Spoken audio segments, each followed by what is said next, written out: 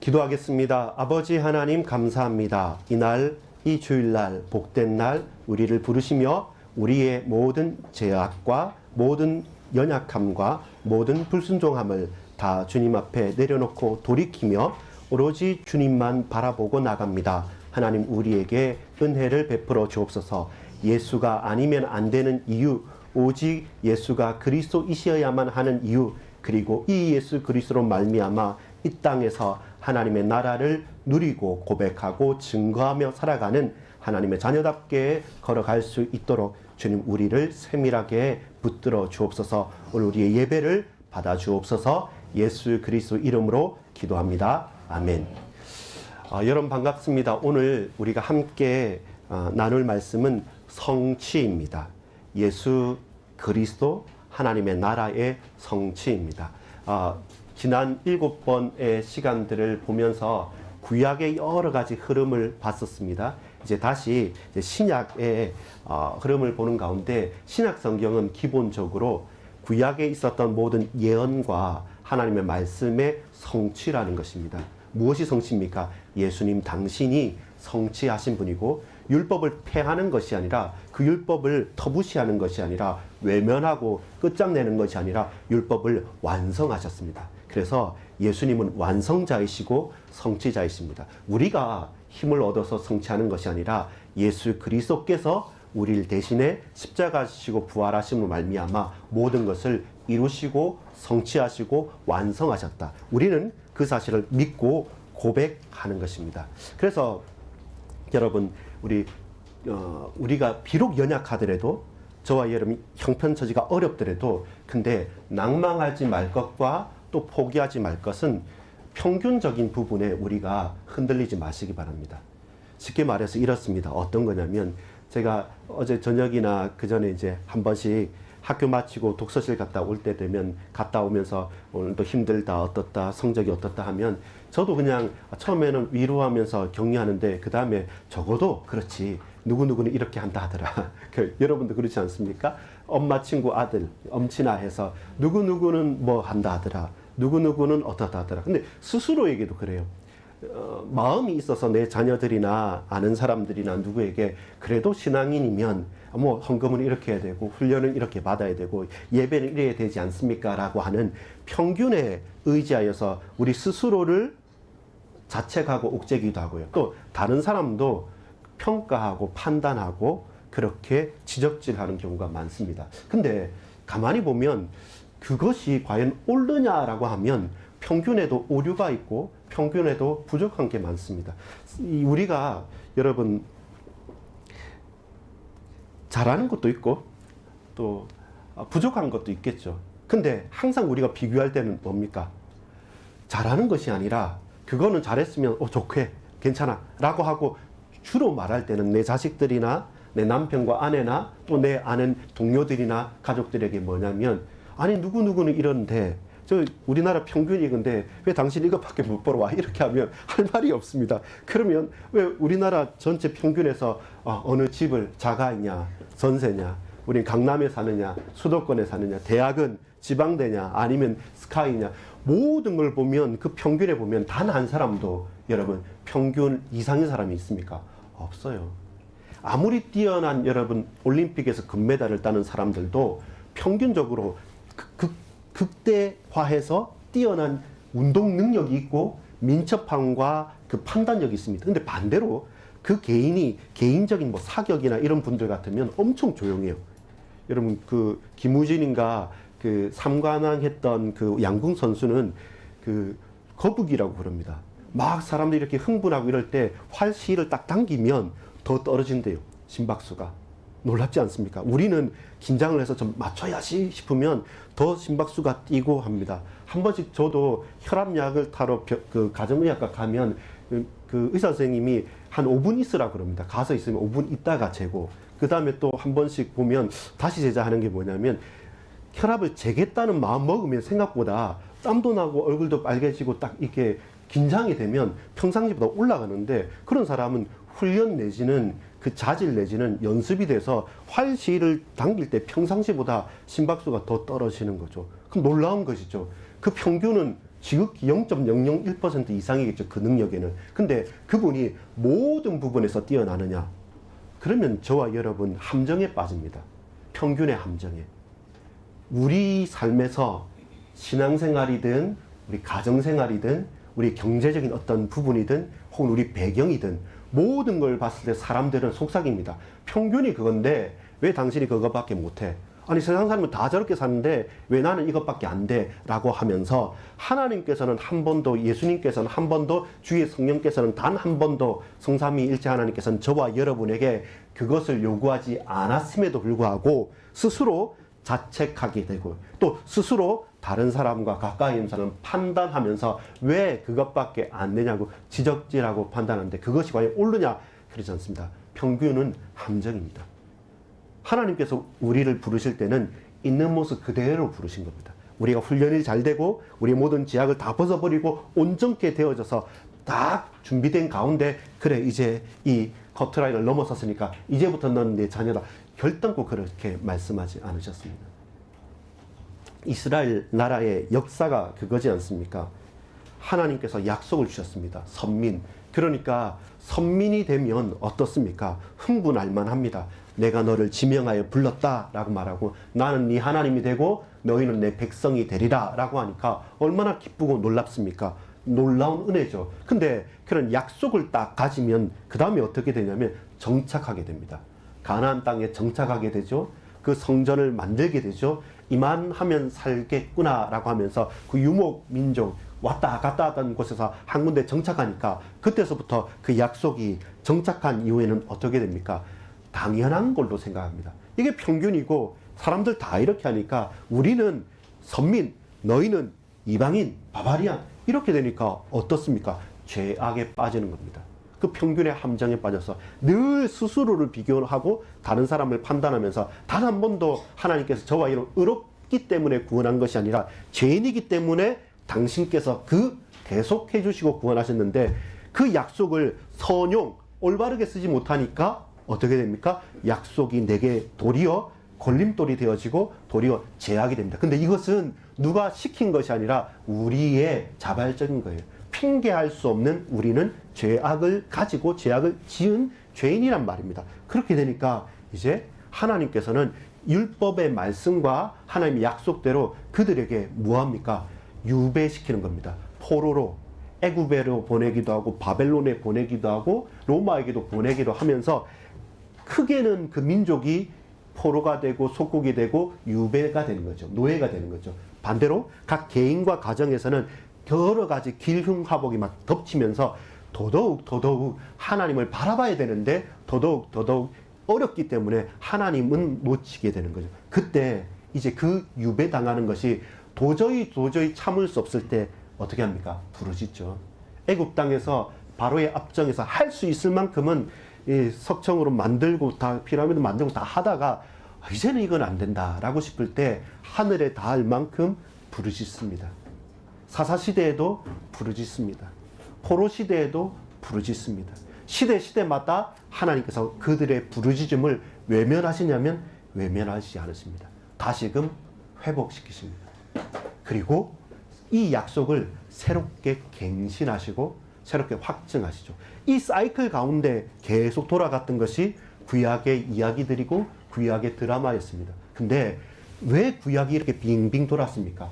바로 오늘 말씀하는 예수 그리스도, 그분이 오셔야 되고 그분이 오실 때까지, 그분이 성취하실 때까지 이 드라마와 이 이야기들은 계속됐습니다. 크게는 나라와 민족의 이야기고 작게는 한 족속과 한 가문의 이야기고 일생을 놓고 보면 저와 여러분의 인생의 이야기입니다. 우리가 받은 것이 많은데 저와 여러분 머물러 버리고 우리가 받은 은혜가 응답이 많은데 저와 여러분이 선용하지 못하고 억지로 다른 곳에 교만하게 쓰다 보니까 그것이 내게 있어서 죄가 되고 거기에 머물러 있으니까 결단코 하나님께서 우리를 고아처럼 버려두시는 것이 아니기 때문에 우리에게 말씀하시는 겁니다. 우리에게 사인을 주시는 것입니다. 우리에게 하나님께서 응답하시는 것입니다. 그 고통도 큰 응답이죠.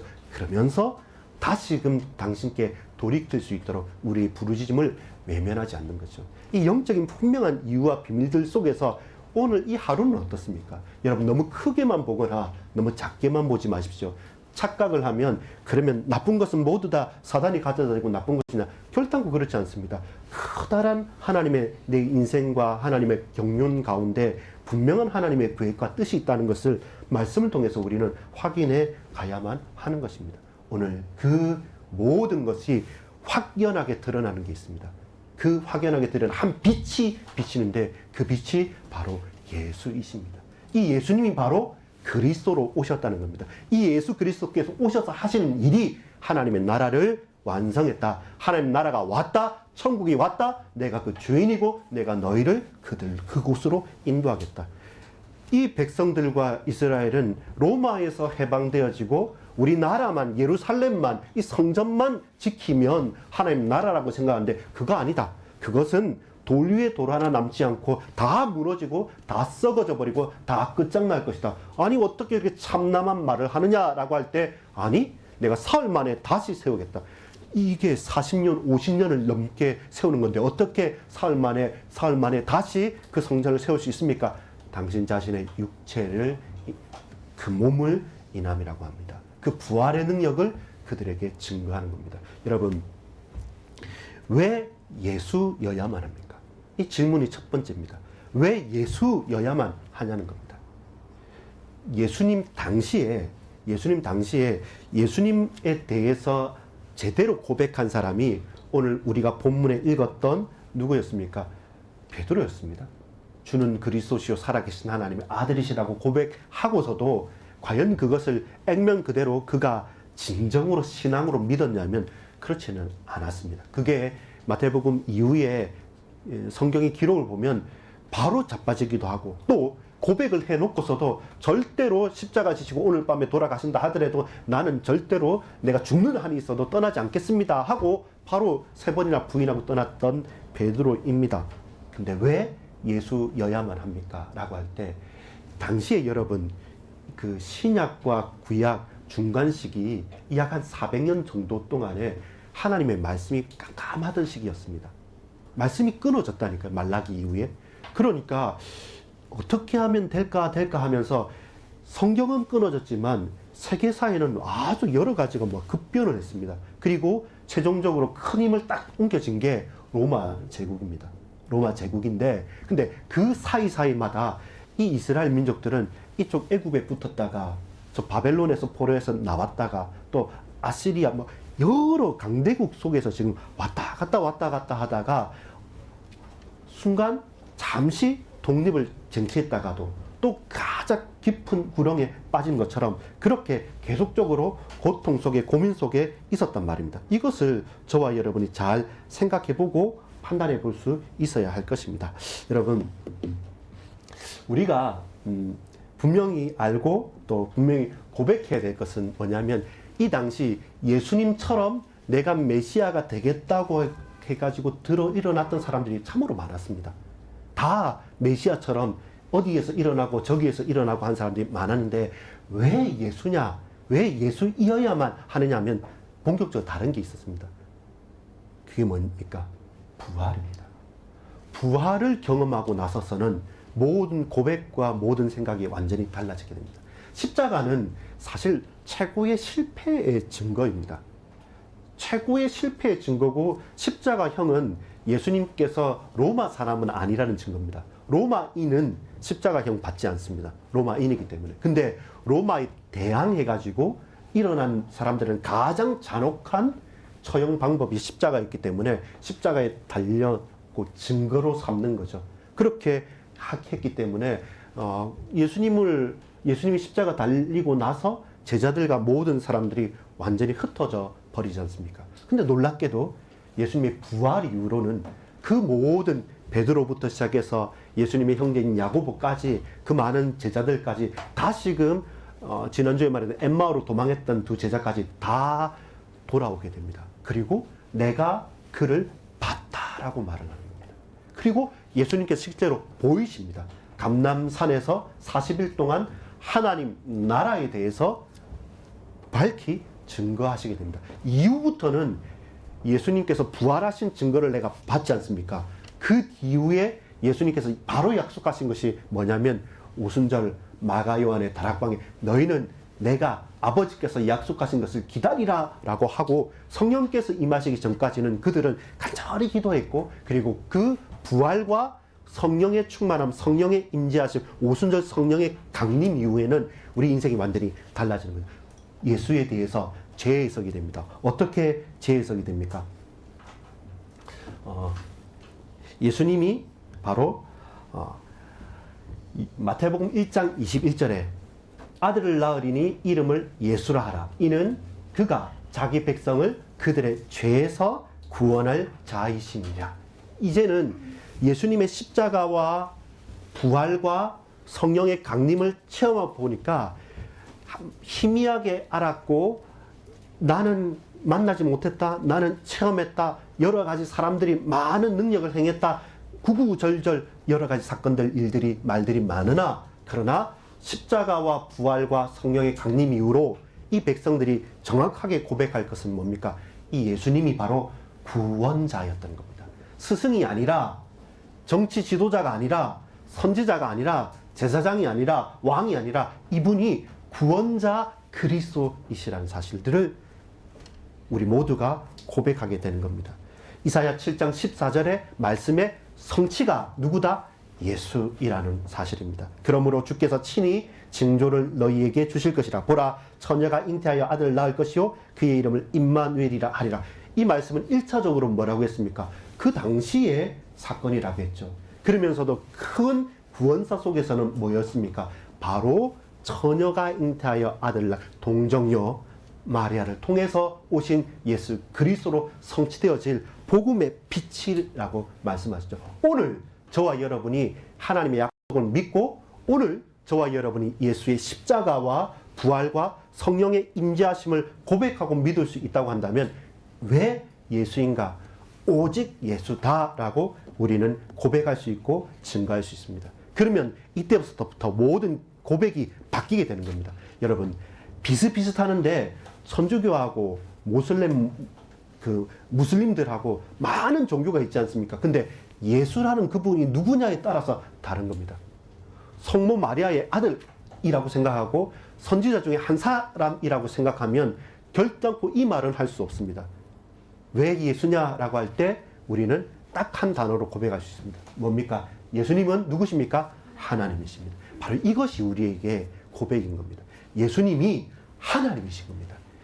예수님을 육체로 눈으로 봤던 사람들은 예수님이 대단한 분이시라는 걸 알았지만, 예수님이 십자가 지시고 부활하시고 성령으로 함께 하시고 승천하시기 전까지는 이 예수님이 하나님이시라는 고백은 안 나왔던 거예요. 왜냐하면 나하고 같이 먹으시니까요. 그러니까 걸어 다니시니까요. 바람과 바다도 꾸짖으시고 물 위도 거들시기는 하지만, 대단한 능력이긴 하지만 그래도 사람이지 하나님까지는 아니다라고 생각했을 겁니다. 우리는 예수님을 믿는다는 말은 뭐냐면, 성부, 성자, 성령, 성삼위 하나님, 성자 독생하신 하나님, 예수님은 누구시다? 하나님이시라는 겁니다. 이 고백이 첫 번째 고백이어야 됩니다. 왜 예수냐라고 할 때는 예수는 완전한 사람이고 완전한 하나님이시다. 이게 잘 매칭이 안 돼요. 이해가 안 돼요. 그래서 모슬렘들은 알라, 여호와는 한 분이시고 다른 거 없다. 그리고 예수도 대단한 선지자 중 하나, 이렇게 말하는 겁니다. 그것이 결국 멸망할 수밖에 없는, 타락할 수밖에 없는, 무너질 수밖에 없는 가장 악한 사실이 되는 거죠. 예수님은 하나님이십니다. 따라합시다. 예수님은 하나님이십니다. 이것이 우리의 첫 번째 고백이어야 됩니다. 왜 예수입니까? 예수님은 완전한 사람이고 약속대로 오셔서 완전한 하나님이시라고. 그것은 우리의 신앙의 고백입니다. 두 번째는, 그렇다면 누가 그리스도이십니까? 라는 겁니다. 그리스도 하면 여러분 대단하게 생각하죠. 맞습니다. 근데 그리스도라는 뜻은 어떤 뜻이라고 했죠? 기름 부음을 받은 자라고 했죠. 그리고 그리스도는 구약의 메시아라는 겁니다. 근데 구약의 메시아는 지난번에 말한 것처럼 고레스 왕도 메시아라고 칭했어요. 또 여호수아도 메시아처럼 칭했습니다. 왜냐하면 여호수아라는 이름 자체가 예수라는 이름입니다. 똑같은 동명이인입니다. 그러니까 예수님에 대해서 여러 가지 오해와 착각과 오해가 있습니다. 자, 어떤 착각과 오해가 있습니까? 여러분, 이거 무슨 그림인지 압니까? 우리 친구들은 알 건데, 예, 이거 뭐 윌리를 찾아라 이게 아니고 여기 엄청 인간들 많습니다. 이런 마블 코믹스 뭐 디즈니 해서 슈퍼맨 친구들하고 따로 있고 저기 또 누구죠? 그 막 이렇게 하는 사람 누구더라? 예, 아이언맨 하는 그쪽 마블 쪽하고 다른데 근데 그 통합돼서 요새는 슈퍼맨 쪽도 나오고 마블 쪽도 나오고 뭐 별의별 게 다 나옵니다. 그런 착각과 오해를 우리는 자칫 잘못하면 이렇게 할 수 있습니다. 어떻게 할 수 있냐면 예수님은 능력자시지 않습니까? 구약의 최고의 능력을 행한 사람 누굽니까? 떠오르는 사람. 엘리야, 엘리사. 가장 큰 지도력, 카리스마 누구겠습니까? 모세. 제일 지혜롭고 제일 지식 있는 사람 누구겠습니까? 솔로몬. 그 다음에 또, 예, 맞죠? 우리가 봤을 때, 뭐, 렘넌트 7명이라 하는 소위, 뭐, 요셉부터, 뭐, 다윗부터, 좋은 사람들 다 할 수 있습니다. 왜 7명만 하겠습니까? 8명, 9명, 10명. 여기 마블 보면 수십 명이 나오고, 요즘도 계속 나옵니다. 예. 저게 어떤 의미인지 압니까? 나름대로 나의 메시아, 나의 그리스도를 찾는 겁니다. 어떻습니까? 엄청 빨리 달리는 사람. 갑자기 크게도 되지만 엄청 작게도 되는 사람. 그 다음 또 뭐죠? 예, 거미, 이제 스파이더맨. 왔다 갔다 하는 사람. 다른 건 몰라도 공부는 잘 못해도 왔다 갔다 하고 능력만 해도 그 악을 소탕하고 할 수 있다는 거죠. 거기에 계속 내 마음을 투영하는 겁니다. 그게 착각과 오해입니다. 그리스도를 저와 여러분, 내 문제만을 해결하거나 내 병을 해결하거나 내가 부자 되게 하거나 혹은 우리가 승리하게 하거나 어떤 직장에 잘 들어가게 하거나 저와 여러분이 뛰어나게 하거나 라고 한다면 마블 코믹스하고 그리스도하고 별 차이가 안 나요. 우리가 메시아 그리스도를 착각하고 오해하면 뭔가 대단한 분으로만 생각하게 돼요. 근데 여러분 이 착각과 오해가 여러분 좀 제대로 영접과 이해로 필요합니다. 그리스도를 저와 여러분이 믿고 고백하는 게 뭐냐면 영접한다고 했죠. 그 말은 뭐냐면 주인으로 모신다는 거예요. 누가요? 그리스도를요. 어떻게 주인으로 모십니까? 여러분 여기 나오는 뭐 어벤져스 해가지고 막 대단한 인간들이 모여서 내가 할 수 없는 것을 이 영웅들이 히어로들이 해결해 주잖아요. 그러니까 그 사람들을 보여주고 나도 그렇게 되고 싶은 혹 한 번씩 어떻습니까? 스토리가 있잖아요. 무슨 방사능에 노출돼 가지고 갑자기 뭔가 힘이 생겼다. 혹은 어떤 뛰어난 과학자가 자기 인조인간을 개조했다. 그러니까 뭔가를 극복하고 싶은 거예요. 이게 뭐냐면 서론에 말했던 것처럼 평균의 함정입니다. 다들 이렇게 하는데 나 이런 형편에서 이것 좀 해결되어야 되지 않느냐. 다들 저렇게 사는데 나도 이렇게 살고 싶지 않느냐. 왜 나만 이런 문제 갖고 그러냐. 안에 한 살아 계시면 적어도 이 정도는 해줘야 되지 않습니까? 라고 하면서 계속적으로 뭐 하냐면 하나님께 따지고 또 따지고 따지는 겁니다. 아닙니다. 하나님은 그리스도는 예수님은 저와 여러분의 작고 큰 문제를 해결하는 분이 아니라 그분은 내 주인이란 겁니다. 예수님이 하나님이시라니까요. 그리스도가 그리스도를 영접한다는 것은 나의 구세주로 나의 주인으로 영접하고 어떤 이해입니까? 예수 그리스도는 나의 문제와 우리의 불편함을 해결해 주는 그런 마블 히어로들, 어벤져스가 아니라는 겁니다. 그분은 뭐 하는 분이십니까? 시몬 베드로가 대답하여 이르되 주는 그리스도시요 살아계신 하나님의 아들이십니다. 하나님의 일을 하시는 겁니다. 그분은 하나님이십니다. 하나님의 아들로 오셔서 우리의 죄 문제를 해결하시고 우리의 저주와 모든 고통과 사망에서 해방하시는 분입니다. 그런데 영웅으로 오시지 않았어요. 성경을 보면 이사야 50장에 보면 고난받는 종으로 오셔서 그 죄를 해결했다고 말합니다. 하늘에서 큰 영웅처럼 탁 오신 게 아니라 연한 순처럼 보기에는 볼품도 없고 뭐 뛰어난 것도 없이 아기 모습으로 마국간의 구유에 오셔서 저 헤롯이 있는 왕궁에 있지 않고 저 마국간에서 볼품없이 태어나셔서 바로 그리스도 일을 하시겠다고 말씀하셨습니다. 그게 하나님의 방법이에요. 우리가 착각하고 오해하는 방법이 아니라 저와 자칫 잘못하면 그냥 마블 히어로 내지는 어벤져스 중에 한 분으로 그리스도를 내가 가지고 쓰고 싶은 거예요. 이 문제는 이렇게 해결하고 저 문제는 저렇게 해결하고 이렇게. 근데 아닙니다. 예수님은 하나님이세요. 하나님의 일을 하십니다. 어떻게 해요?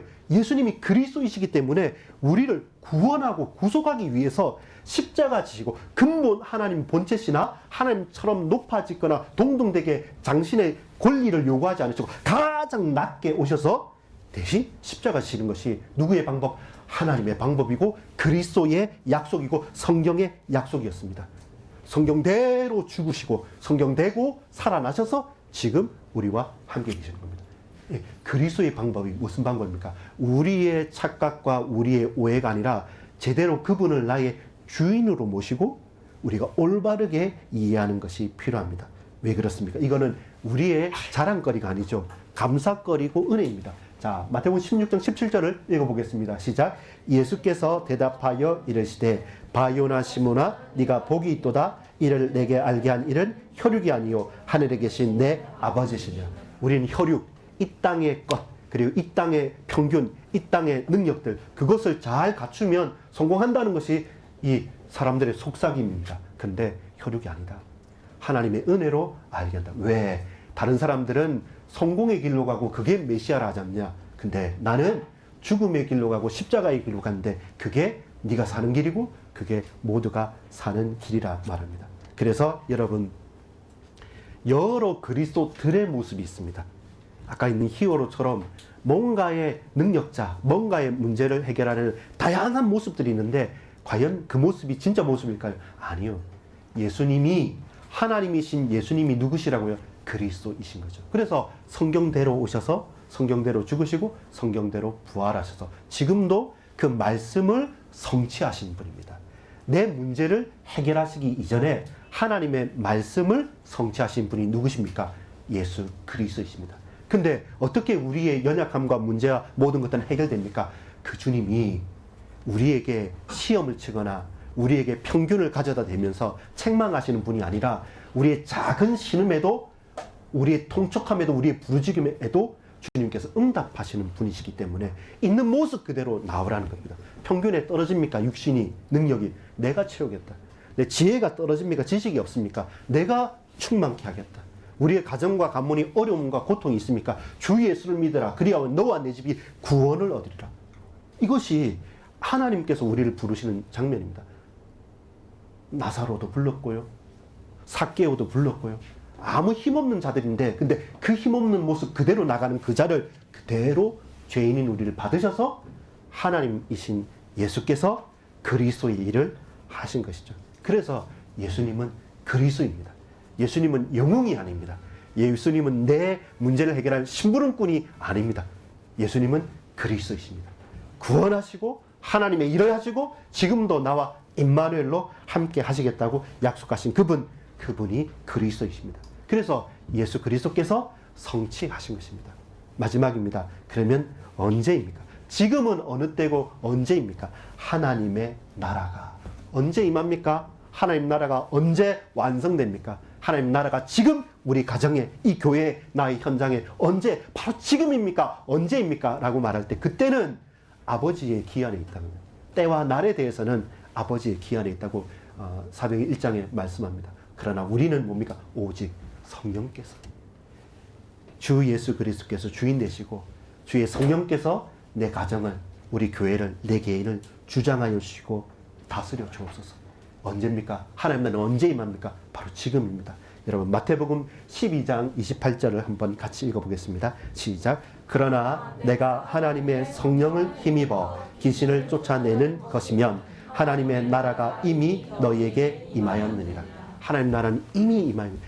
예수님께서 주인이 되셔서 그리스도의 일을 우리 가정과 교회와 현장에서 흑암의 권세를 무너뜨리고 귀신을 쫓아내고 말씀을 성취시키고 있습니까? 그러면 그곳에 그 나라가, 그 가정에, 그 교회에 하나님 나라가 이미 임하였다고 분명하게 말씀합니다. 마가복음 1장 15절 같이 한번 읽겠습니다. 이르시되 때가 찼고 하나님의 나라가 가까이 왔으니 회개하고 복음을 믿으라 하시더라. 이 확신을 가지고 돌이키는 겁니다. 우리의 죄악과 저주에서, 우리의 모든 연약함과 악함에서 돌이키고 회개하고 어떻게 해요? 복음을 믿는 겁니다. 예수님이 하나님이십니다. 예수님은 영웅이 아니고 내 심부름꾼이 아니라 예수님은 나의 주인이시고 구원자이신 예수. 당신은 그리스도, 유일하신 분입니다. 그래서 예수 그리스도여야 되지, 예수가 빠져버린 여러 그리스도들, 메시아들, 능력자들이 우리에게는 결단코 필요하지 않습니다. 그것이 무엇입니까? 우상숭배입니다. 아주 한 끗 차이인데 그것이 우상숭배로 빠질 수밖에 없는 겁니다. 여러분, 그래서 언제입니까? 하나님 나라라는 관점을 보면 우리가 두 가지 애매한 것을 잘 해석해야 되는데요. 하나님 나라는 아까 말씀대로 이미 왔어요. 이미 와 있습니다. 근데 완전한 온전한 하나님 나라는 아직은 완성되지 못한 겁니다. 확실하고 와 있습니다. 그러나 이 땅에 살아가는 우리의 육신의 연약함과 한계, 그리고 이 땅의 이 세상의 종말을 향해 가는 마지막을 놓고 봤을 때 하나님 나라의 온전한 완전한 완성은 아직입니다. 그러나 우리가 이 땅을 살아가고 이 가운데 예수를 하나님으로 알고 이 예수님이 나의 유일한 주인, 구세주로 그리스도로 믿는다고 한다면 하나님 나라는 이미 왔습니다. 그리고 우리에게 맡기신 것입니다. 모르는 자, 흔들리는 자, 고통당하는 자, 그들에게 이 하나님 나라를 증거하는 증인으로서 우리 하나님 나라의 가족들을 확장해 가고 그들을 그곳으로 건져내는 것이 완성하지 못했지만 완성을 향해 가는 하나님 나라의 문지기들이 되고 사명자들이 되는 것입니다. 그렇게 예수님은 성취하셨습니다. 왜 성취입니까? 예수님이 오셨습니다. 왜 성취입니까? 다른 그리스도들이 아닙니다. 영웅들이 아니라 예수님만 나의 그리스도가 되십니다. 그래서 하나님 나라가 이미 왔고 앞으로 완성될 그 나라를 보고 우리 가정에서요, 우리 직장에서요, 우리 교회에서요, 우리 지역에서 그 하나님 나라를 바라보고 붙들고 고백하면서 가는 겁니다. 마지막으로 결론을 맺겠습니다. 저와 여러분에게 많은 선택의 순간들이 있습니다. 선택을 한다면 그 선택에는 어떤 기준이 있고 내가 이렇게 하겠다고 선택을 했지만 그러나 막상 그것을 이룰 수 있는 능력이 없다고 한다면 그 선택은 말에 그칠 수밖에 없는 거죠. 능력이 없는 것이죠. 그렇다면 우리가 올바른 선택의 기준이 있고 그리고 그 선택을 행할 수 있는 능력을 갖췄다고 한다면 문제는 뭡니까? 그 목적과 그 방향이 발라야 됩니다. 끝까지 그것을 해 갈 수 있어야 합니다. 예수님께서 하신 선택의 기준이 십자가와 고난의 길이었습니다. 그건 분명합니다. 그 결과가 모든 민족이 구원을 받고 모든 연약한 자들이 살아나고 저 죄인들과 과부들과 아이들이 모두 다 힘을 얻었다는 결과로 나타났을 뿐이지, 그러나 예수님의 선택은 아주 높은 곳으로 올라가거나 대단한 것을 한 것이 아니라 아무도 보지 않고 아무도 관심 가지지 않는 저 낮은 곳으로 들어가셔서 그곳에서 가장 세밀한 빛을 발했고 생명의 싹을 틔우셨습니다. 그래서 우리가 혹 문제와 사건 있을 때마다 선택의 기준을 분명히 해야 됩니다.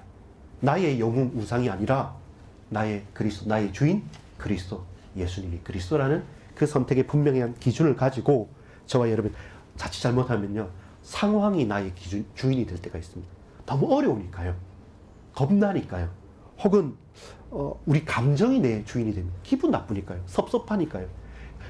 중요한 것도 알고 맞는 것도 아는데 감정의 내 주인의 자리를 놓아드려 버리고 어떤 환경과 상황들의 그 곤혹스러운 뭔가 두려움 때문에 주인의 자리를 내가 되거나 저 우상에 혹은 그 환경과 상황에 던져버리면 예수님이 그리스도이신데 그분만은 사라지게 되는 것이죠. 그래서 멸망하는 것입니다. 그래서 늘 자빠지는 것입니다. 우리도 오직 하나님 말씀을 기준으로 선택하고 그 선택을 할 수 있도록 주의 성령께서 나를 붙들어 달라는, 하나님께서 은혜로 능력으로 내게 채워달라는 그것으로 말미암아 올바른 선택의 기준으로 열매를 맺고 완성을 해야 됩니다. 오늘도 우리는 어떤 선택을 합니다. 그리고 중요한 것은 그 선택의 기준과 그 선택을 할 수 있을 만한 능력을 가지고 있느냐는 겁니다. 그러면서 그 선택의 목적과 그 완성을 향해서 우리는 걸어갑니다. 단 한 번도 내가 기준이 되거나 우리의 능력이 그 답이 되지는 않습니다. 성취하시는 분은 예수님이십니다. 그분이 하나님이시고 그 예수님이 바로 그리스도이시고 그리스도의 일을 하셨습니다. 이제 하나님 나라에 우리는 그 방향과 목적을 향해서 올바른 선택과 능력을 갖추면서 걸어가는 것입니다. 잠언서 8장 17절 우리 한번 읽어보겠습니다. 같이 읽습니다. 나를 사랑하는 자들이 나의 사랑을 입으며 나를 간절히 찾는 자가 나를 만날 것이니라. 예쁘죠? 우리 성경학교 팀입니다. 나중에 하나씩 받아가십시오. 예, 러브미 나를 사랑하시고 그를 사랑하고 나를 사랑해 주시고 또 뭡니까? 우리가 구하고 찾는다는 구하고 발견한다는 거죠. 하나님을 간구하고 하나님을 찾고 하나님의 사랑을 받고 우리도 사랑하는가. 거기에서 우리가 하나님을 만나고 또 찾고 하나님을 사랑하는 은혜가 넘치기를 간절히 소망합니다. 질문입니다. 예수님이시라면 어떻게 할 것입니까? 이것이 우리가 선택의 기준이 되는 겁니다. 선택의 목적과 완성은 나 정말로 그곳으로 가고 있습니까? 라고 순간순간 우리가 기도하면서 돌이켜보는 겁니다. 이번 한 주간 여름 성경학교를 위해서 헌신하시고 또 반석교회 지체들 오늘 여러분 코로나 걸렸거나 또 몸이 아프거나 감기 걸렸거나 해가지고 편찮으시다는 연락 제가 많이 받았거든요. 한참 이제 마지막 늦더위에 힘이 딸리기도 하고 또 코로나도 대유행이기도 하고 여러 가지 쉽지 않은 일들 많습니다. 우리 가정의 연약한 심령들, 우리 가문과 우리 현장의 모든 지체들을 위해서 영적으로 육신적으로 우리가 힘을 돋웁시다. 중보합시다. 그러면서 특별히 우리 후대들, 우리 자녀들에게 정말로 이 단 하나의 사실 예수 그리스도 하나님 나라 그 백성으로 살아갈 수 있는 올바른 믿음의 성취가 있기를 소망합니다. 기도하겠습니다. 아버지 하나님 감사합니다. 우리에게 은혜를 베풀어 주옵소서. 예수 그리스도 하나님 나라 그 성취의 증인으로 서게 하옵소서. 예수 그리스도 이름으로 간절히 기도합니다. 아멘.